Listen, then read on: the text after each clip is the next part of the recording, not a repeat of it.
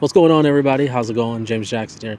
I know I am very, very late to the party with discussing NAB, mainly because I have just been extremely busy. I've literally, for the past 2 weeks, have been doing like 4 different production shoots and then like 5 different post-production projects. So there's just been a lot happening the last couple of weeks. So I haven't been having a chance to actually sit down and actually go at it.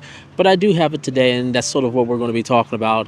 We're going to be recapping NAB. I'm actually probably going to be making a series of videos recapping some of the things that's got me excited, some of the things that piqued my interest, some of the things that I personally feel that's going to be overhyped, which is the one that we're going to be talking about today. But I also wanted to just make a quick announcement that I am going to be start live streaming yet again. But I'm going to be changing the date. So instead of before, which was like Thursday at like 4 p.m., I'm now going to be switching it over to Sundays. I found that Sundays is going to be like my most open day for the most part for coming up. Sundays, 3 p.m. on Sundays is going to be my weekly live streams, and I'm going to start that next Sunday. So, which is also Mother's Day, now that I think about it. But we're going to still make it happen. All right, let's go ahead and talk about the most talked about camera on YouTube. And no, I'm not talking about the Infinity Vista. We're talking about GoPro with the announcence of their Mission 1. And also, I'm going to also talk about Insta360's Luna.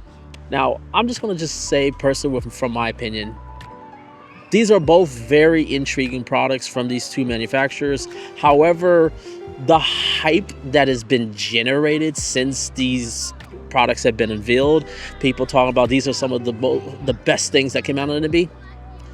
I mean, and look, I'm not here to knock what you guys' preference or sort of the things that you guys are looking for. If these sort of fit your mode and fit what you're looking for, more power to you. I'm all for it. I'm just going to be honest with me personally. These products don't live up to the hype, if I'm going to be honest. Let's start off with the GoPro. So I will say this. It is actually interesting that GoPro is making a 1-inch sensor that is competing with DJI and their action cameras, because I know they've been they've been coming up in the world of action cams since GoPro has sort of taken a little slip. You got 10-bit now, they've got their own log profiles, and the images are pretty decent. But if I'm going to be really, really honest with the specs, yes, there's some interesting specs that they have. The fact that they can shoot 8K, that is interesting. But honestly, I don't see the point of 8K in a sensor that's that small. Personally, I think the high frame rates are really interesting. So I think that's actually a pretty cool thing. I think that's the most interesting thing about both of these cameras is the high frame rate options. So that over DJI, yes. All right, good. And of course, you got 10-bit option as well, but it's all just like DJI. It's 10-bit 420. It's not 10-bit 422. So all in all, I don't really see that much of an advantage over the DJI outside of the fact that they're going to be readily available in the United States versus new DJI products like the Osmo 4 that is not available in the United States at this moment. But where I get kind of where the GoPro loses me is with the interchangeable lens mount option of the Mission 1 Pro, which when it first was out, I was actually really, really intrigued by it, and I was very interested in it. However, there was one thing that they just did not do that, to me, it fumbled the bag. And it kind of just, to me, dead the whole thing of the interchangeable lens mount. And that is the fact that the mount is passive. It is not an active mount. And the reason why is that a lot of the micro four thirds lenses that are small and compact that you may want to try to use with the GoPro, they don't have aperture rings on them. You actually have to control the aperture via the camera through the electronic pins. But because this is a passive mount, this kind of just negates all of that, and it makes using those types of lenses useless. And I've seen people put rigs together of this setup with this interchangeable lens, and to me, it kind of just defeats the whole purpose of a little small action camera. Like, the whole point of getting an action camera of something like this nature is to get a compact, something that you can really take. I'm not here to try to just rig it up, and it's like, oh yeah, it's cool, you can rig it up in tight little paces. There are tons and tons and tons of cameras that have been out for years that do this.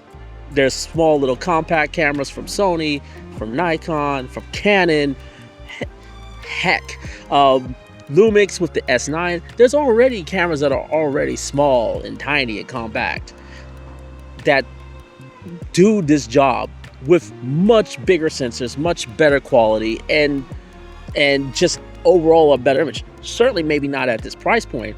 The discount on price, this, to me, just doesn't justify the design flaw of not putting in a passive mount, putting in an active mount and making the mount passive. It just, to me, it just doesn't justify the price. The other thing for me is the fact it's like with something like that, I just go, okay, if I wanted to just rig it up and put this really rig cinema cameras, which is what so many people did in terms of like building out, I would just go ahead and look at something like the Micro Studio Camera G2 from Blackmagic.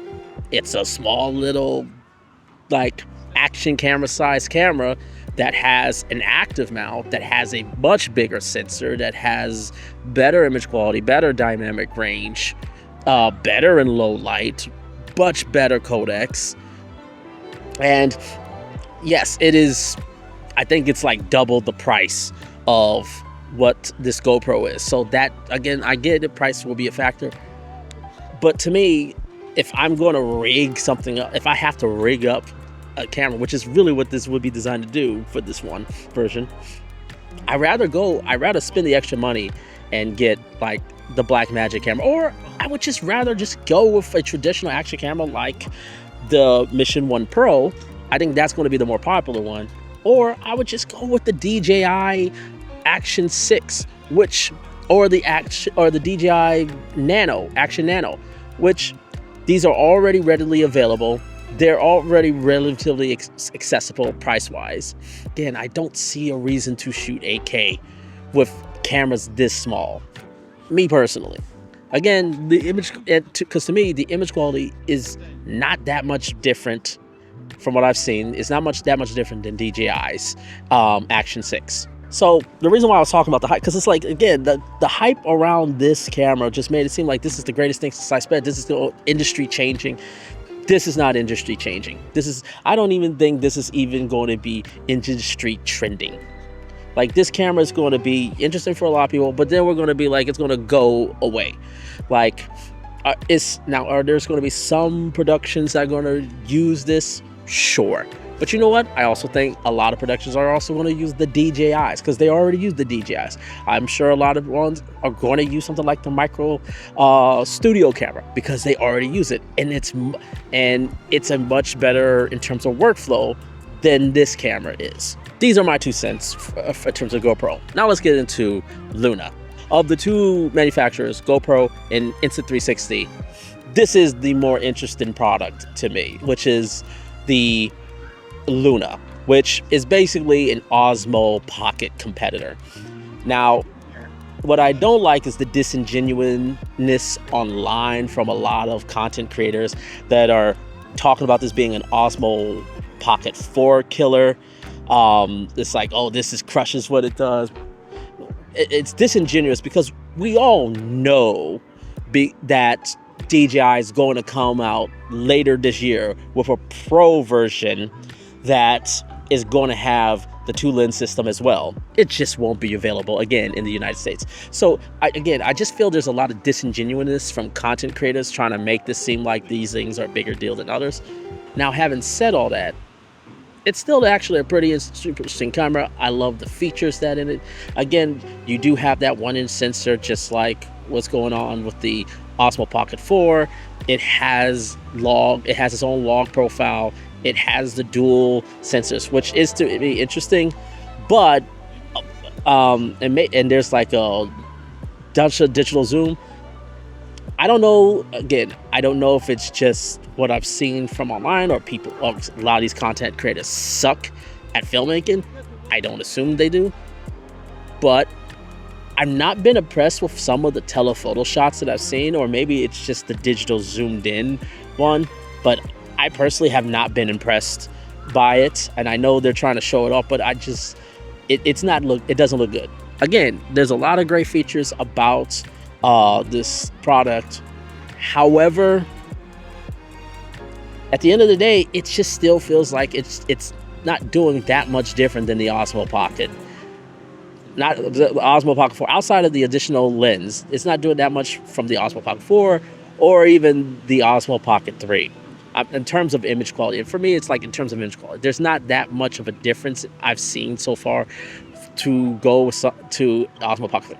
Doesn't mean that isn't a bad camera or you shouldn't look at it.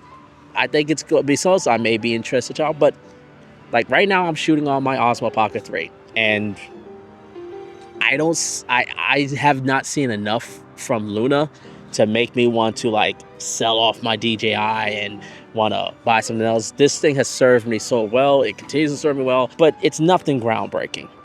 It's nothing groundbreaking. It's nothing that is going to shake or rattle the industry. It's none of that. Is some people, it's going to chop at some of the market shares of DJI? Sure. I mean, it's going to, since DJI has basically, moved out of the US for multiple reasons. All in all, what I'm trying to say is with these two manufacturers, with Insta360 and GoPro, like, very interesting products, but my message is don't fall for the hype. Don't just like FOMO in and try to go ahead and pre-orders, especially with both of these products. They haven't revealed everything, especially Luna. The fact that they haven't revealed all the specs, they won't show you everything. It is my personal belief that if you can't do thorough research and learn everything about it, like, pre-order should not even be considered. Like, so these things are going to be here for a while, and personally, I just think that they're good, but nothing groundbreaking, and certainly not like best of show like some of the creators and some of the news outlets have said for the NB. I don't personally think they're best of show. To me, that's still Ken Infinity in terms of cameras. But these are my opinions. I would love to know what you guys think. Let me know. Leave your comments down below. And as always, make sure to hit that subscribe button. And until next time, take care, everyone.